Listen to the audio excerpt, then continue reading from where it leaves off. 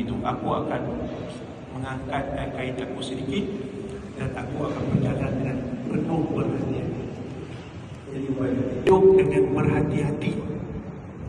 Kalau nak mengatur orang tu, ingat kan, kalau sakit hati dia tak maafkan kita, kita kena jumpa. Setelah kita pakaikan terpinggang.